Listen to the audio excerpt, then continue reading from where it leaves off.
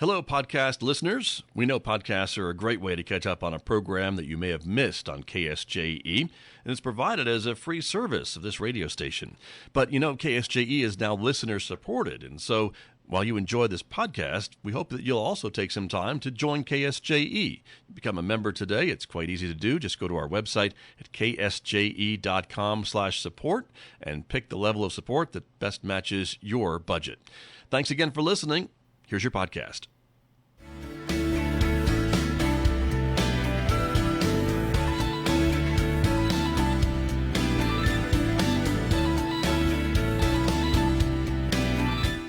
Ten minutes past 8 o'clock. It is Wednesday morning, the 18th day of February 2026. Good morning, everyone. I'm Scott Michlin. Thanks for tuning in to KSJE 90.9 FM over the airwaves right here in San Juan County, New Mexico. In Durango, Colorado, we broadcast at 103.3 FM. And if you're listening to my voice from anywhere else on the planet, you've gone to our website to tune in. We are streaming all the time from there, ksje.com, or maybe you're streaming and listening through the KSJE radio app. It's great to have you with us. If you're watching me, that means you've tuned into our streaming video. The program is going out live on video to the KSJE Facebook page and also to our YouTube channel. So however you found your way to us this morning, so glad that you are with us. Today we are talking healthcare with our guests from the Exceptional Community Hospital, That is the new facility that opens today, as a matter of fact, here in Farmington. We'll be talking with the Chief Nursing Officer and the Operations Director of that new facility in Farmington. So stay tuned for that coming up in the next few moments right here on KSJE this morning. Then later on this hour at 8:50 a.m., Thomas Heuser is my guest, the music director of the San Juan Symphony. He will be giving us a great preview of this weekend's symphony concerts in both Durango and Farmington. It is concert weekend. Stay tuned for that coming up at 8:50 a.m. on KSJE. Then we'll make way for Mick Hess. He is going to take us roving with the arts. It's Wednesday, of course. That means a special 90-minute episode of Roving with the Arts today to take us to 10:30. And right on Four Corners, our local and regional author program with Delcherie Spinner. Delcherie this week is talking with author W. Michael Farmer about his latest book of the Apache Kids series, The Army Apache Scout. That conversation coming up today at 10:30 on Right on Four Corners on KSJE. A reminder, of course, you can always connect with us on other forms of social media like Instagram, Blue Sky, and X. And if you're a podcast listener, you can subscribe to KSJE Podcasts. We publish new ones almost every day, and maybe discover a new local program that you may have missed recently. Or better yet, you can find podcasts, live streaming, and much, much more, all part of the KSJE Radio app, available right now to download from the App Store and Google Play, completely free. Outside our studios here at San Juan College, it's 38 degrees at the moment. A partly sunny morning. We are expecting a partly sunny day today. Still a 50% chance of a rain or a snow shower in the region with a high of only 43 in Farmington. Also a windy day today. In fact, I just saw a report that we could see wind gusts up to 60 miles per hour. The winds will continue overnight tonight with a low of 24. Then tomorrow another 50% chance of rain or snow showers on Thursday. Colder temperatures yet with a high only reaching 36 on Thursday. Rain or snow showers Thursday night, the low 32. On Friday again, rain or snow showers in the forecast, the high of 36. Overnight low of 20 before things clear up on Saturday with sunshine, the high only reaching 38 degrees. I'll be back with my guests from the Farmington Exceptional Community Hospital right after this on KSJE. KSJE is supported by San Juan Regional Medical Center, your community hospital serving the Four Corners. With a 115-year history of improving the quality of life, health, and care of individuals and families throughout our region. When life happens, San Juan Regional Medical Center is here to serve everybody. Find out more at sanjuanregional.com. Ready to make a difference close to home? The University of Denver Graduate School of Social Work Four Corners program is accepting applications for the 2026-2028 Master of Social Work cohort. Classes meet Fridays in Durango, letting you keep working. Learn more at du.edu/socialwork/Four Corners. Students can change the future with DU and apply now for lasting impact.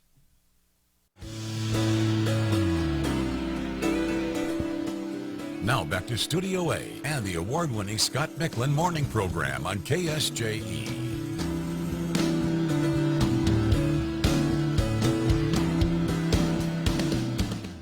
My guest on the program this morning, as I mentioned earlier, from the new Exceptional Community Hospital in Farmington.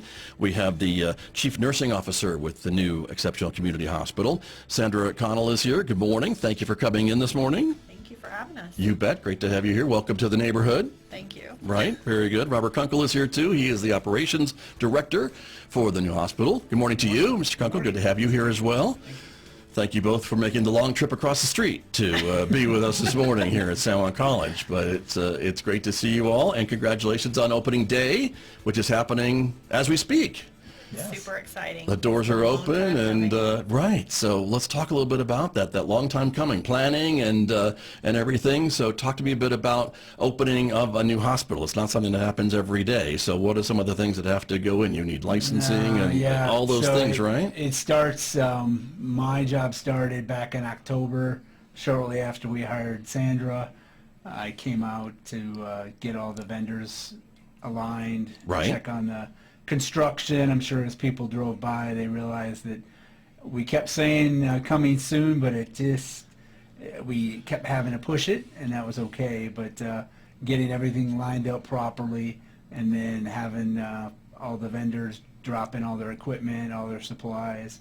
Sandra then comes in, takes over, and gets all of her people aligned within their positions. Right. And, so even if the building's construction is done, there's still other things that are going on maybe behind the scenes that maybe folks weren't aware of, just zipping by. Inside in front, the doors, right? Getting everything right for the patients. Mm-hmm. And then also, as you mentioned, getting all of the licensing, all the state licensing, the federal. We just got our medications and our drugs yesterday. So because having a pharmacy opens up a whole other line of paperwork, I'm sure, too. So there's all of that. But anyway, that's all done, right? It's all done. T's are crossed, I's are dotted, and the doors are open. So doors are open. Yes. Again, congratulations. And so your job then as operations director will be just to oversee how everyone is working together and how the facility is operating? Just to check, again, every few months I'll stop in, see Sandra, have a meal with her, check on the staff, the equipment, making sure everything's working properly. Right. Any issues, I'll address them with her, and then I'll go on to my next hospital. But for day-to-day operations, it's Sandra and the medical director. Got you. And so you work for Exceptional Community Hospitals, but you are overseeing several, I guess, of the facilities in several states. This is my 6th hospital that I've opened in 2.5 years. Okay. I'll come here as often as I can. Right. As long as the trout are biting, I'll be here. I was going to say, we may see you more during golf season. Yes, definitely. Too. Fishing season. Fishing season. Fair enough. Our next one that we open is in Rapid City, South Dakota in September. Right. Yeah. Very, very good. Well, again, welcome. Nice to have you here. Thank you. Sandra Connell, I want to talk to you a little bit about your job, too, then, and establishing a staff and getting ready to open up the doors, of course, today, and to be able to treat patients as they show up, because that's one of the things, right? You don't want to turn folks away. Absolutely. And be able to see folks who come. The hospital is both emergency room, and then also a hospital, basically, right? And so you can deal with all kinds of different types of patients, which we'll talk about as well. But staffing looks pretty good. Are you still looking to hire some folks? We do have a few contractors left, but even on my way over here this morning, was involved in interviewing. Yesterday we did 3, and so what we're trying to do is to make sure that we're not just replacing the contract workers. We have them for a little while, and so it's important to us to get the right folks in place. To make good members of the team, folks who are going to contribute. That staff actually put that whole hospital together. Right. We don't have folks to come in and set up the hospital. It was our actual staff that went in and did everything. From the time that construction said you can enter the building until opening day, it's them that really makes it work. Sure. And I value all of their perspectives. They've come from a lot of different places and been involved in a lot of different patient care, and so we have had, when it comes to equipment and the needs and the things that we need to serve the community, we've hired a lot of folks, the majority of our folks local, and so You take that into perspective when it comes to caring, being a community hospital and taking care of the community. Right, very true. And so again, with your ER and the trauma care that you'll be providing, that's important to have those types of experienced folks on staff, I guess? Absolutely. We have, the majority of our folks are either ED trained or ICU level care, and those who also are contributing, like on the inpatient side, have been involved in either inpatient care, med-surg, cardiology, just a wide array of nursing care and skills and abilities that they're able to bring to the hospital. Right, very true. And we should mention too that your medical director, Dr. Hubbard, who I have met, he's been giving tours. I know you all have, I think, have been giving tours to community members and things before opening day today, but he couldn't be with us this morning, but he is also on the staff, of course, He is. and will be there as well from time to time and talking to folks. So that's an important distinction as well, I think, to note for folks as well. With the hospital that you have, the scope of it, the size, it's certainly smaller than the other hospital in town. Is that kind of by design too, to be kind of lean and mean, or how does that work? It's around 22,000 square feet, and that's something we sell to the staff. That some people, I don't want to have to climb stairs and go up elevators and things like that. Well, we tell them you don't have to worry about that. 22,000 square feet, you can get from one side of the building to the other in probably less than 30 seconds. Yeah, right. Which is nice. The only other thing with that, though, is that we ask a little bit more of our staff because we don't have the robust EVS staff. Sometimes maybe a nurse might have to change a bed out, the linen, things like that.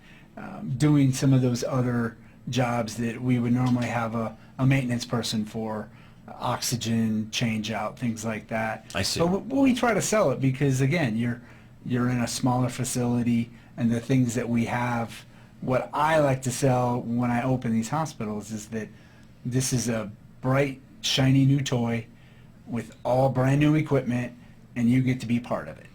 That's rare. And you get to sell it to the community, that you're local and that you are here for them, again, with all this bright, shiny new equipment just for them. Exactly. And as I said, you've been giving tours of community members and others. I wanted to show some of the photos, of course, that are published as well, of some of the interior shots of the hospital. And it is very bright. It's very high ceilings and wide hallways and all that too. I noticed that on my tour, and I thought that was really kind of refreshing to see that, and very welcoming, I guess, for because I think if you have to go to the hospital, it's really not your best day, and so to be able to make it a more comforting experience, I guess, is also an important part of patient care. Is that part of this too? Oh, absolutely. And, for folks who stay in on our inpatient side, we have pull-out beds in all of the rooms so that, if you have grandma who comes to the hospital and somebody wants to stay with her, they're able to do that. Right. Or, even mom, if the kids need to come and see her and not be away from her while she's in the hospital, there's plenty of room in those rooms to do that. There's places for them to put their things. Right. The food service that we have is great. It will not only feed the patient, but will feed the family if they're there staying with their loved one. So the patient satisfaction and the customer service aspect of it is huge. Right, very true. The rooms were larger than I thought they would be, quite frankly. And I guess that's by design too, to have room for that extra pull-out bed and to be able to offer that room for the family if they want to stay in their private rooms, right? So that the family gets that whole kind of space to themselves as the patient is getting better. And Absolutely. So that's an important part of this too. I asked you about job openings, and I don't think I followed up on what types of openings you have. Can you detail a few of the people that you're looking for? So we are still looking for a person to do CT in our radiology department, and we need ED and inpatient night nurses. Night shift is generally the hardest to fill, and so we're finishing that up right now with interviews and trying to recruit and get staff in there to fill those positions. Gotcha. And I guess the website, is that the best way for folks to apply, or It to is. call you, or just show up, or what do you prefer? You know, honestly, we've even recruited some staff by recommendation. They will, you know, someone will already be working at the hospital, and I'll just tell them, well, send our resume, right? Right. And so we've even done informal interviews like that just by word of mouth or referrals from folks. But the website is the best place for people to apply. Nice. Okay, very good. Thank you for that. That's important to note as well.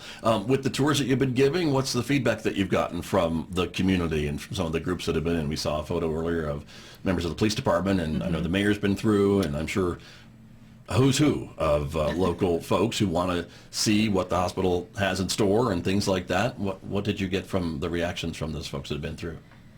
We've gotten a lot of positive feedback based on the rooms and, you know, the nurse-to-patient ratio and our process of direct bedding for the ED to try to reduce the wait times. We have brought law enforcement through to make sure that they know that if they need to bring folks in there, how we can make that process smooth for them. So as a community hospital, if anyone, you know, asks questions or raises concerns about what we can do for them, we try to make that happen. You know, one of the law enforcement officers that came through and said, you know, if you do have a room full of people in the ED and I need to bring someone in to get tested, like what is that? Well, come get me. I'm a nurse, right? Before anything else, I'm a nurse. And so I'm capable of going out there and jumping in with my staff. So that's one aspect that I appreciate about my job is that, you know, yes, I run the day-to-day facilities, but I still get to do what I originally started out in life to do. Right. And you'll like to do that. Oh, yeah. Yeah. Totally. Right. Very good. Well, and the emergency department was one of the things that was brought up during my tour as well. I think a little bit about the crowds and the busyness of the other emergency room at San Juan Regional, and that maybe that at your emergency room you can take some of that pressure maybe off of theirs and see patients so there's not a very long wait time and things like that. Is that also kind of part of the thinking behind putting a hospital like yours here in Farmington as well, and to see the number of patients that we're trying to go through that one emergency department on a daily basis, nightly basis? Absolutely. So it's a need of the community, right? And folks don't like to wait. And to be honest with you, it would be great to be able to relieve some of that pressure off of San Juan and just be good partners for the community. I think that we are looking at this from more of a perspective of that than we're competing with the only hospital in town, right? The needs of the community have to be met, and we have the ED. We also have that fast track that will open once we get our census up, and so whatever we need to do to keep it moving or to get patients through, that's what we'll do. We'll open the ED first, and then in the first couple weeks, if we see that we need to go ahead and open up the fast track to become more efficient, then that's our plan. Got you. Tell me the differences between the two, I guess, ED and fast track. Sure. So ED is going to need a little bit more thorough treatment, and then the fast Is it more track. serious injury or not necessarily? Not necessarily. Okay.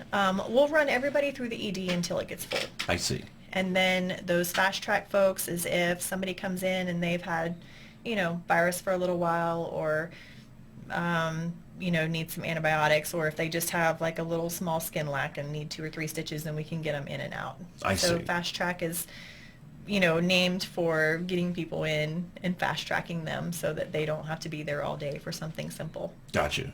Understood. And I guess should I not confuse it with an urgent care, because that's not necessarily what you offer at your facility at the moment. Is that correct? There's a distinction, Sure. is there not? There is a good distinction. Okay. I'm glad I asked the question then, yes. Sure, yeah. I mean, we have a lot of resources on site. You know, we have respiratory therapy. We have 3 vents. We're capable of providing a high level of care. Not to keep them there to exceed our capabilities, which is why we've, you know, made an agreement with San Juan, a transfer agreement. We've talked with other facilities also if they need that higher level of care. We have pharmacy, radiology, lab, so we can perform a whole gamut of things versus an urgent care. Right, which is an important distinction again. But I guess if someone shows up with an urgent care type situation, you're certainly not going to turn them away. No. If you can treat them, you'll treat them or put a bandage on and send them out on their way and just Absolutely. see what the problem is. And that's the other good Yes, thing sir. about the size of our building, Uh-huh. is that you can go from the fast track to all of those same services CT, X-ray, ultrasound, lab, pharmacy. It's still within the same building, so they're going to get the same amount of care. It's just going to be in a smaller confined space, and we can get them back home that much faster. Right, Yeah. right. Which makes sense, I guess. Yeah. And that's, not that they don't want to spend time with you nice folks, but, Right.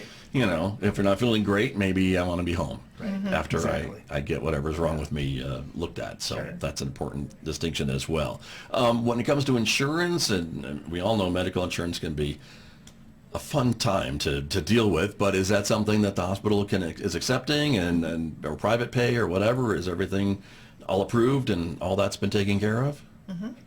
So we accept all insurances, even people that do not have insurance. If we are out of network with the insurance company, we will honor the in-network fees. So I see. for instance, if you have a particular UMC insurance plan and your ED visit is $150 copay, that's what your bill is going to be. Gotcha. No surprises. Exactly. So that's important. And I guess that was part of the paperwork and other things to get set up before you opened your doors to be able to make sure that was all in place. It was. Yeah. Gotcha. And that can be very complicated, I would think. Yes. At But thank times. goodness I've got Rob. So, well, there you go. See? It's a team effort here. Okay. All right. Fair enough. That's important as well. Right. And so for trauma care and things like that, then, I mean, again, I'm trying to recall. I don't think there was an operating room on scene, but you had the imaging and other places, other brand new equipment that could do some of this stuff. That's true?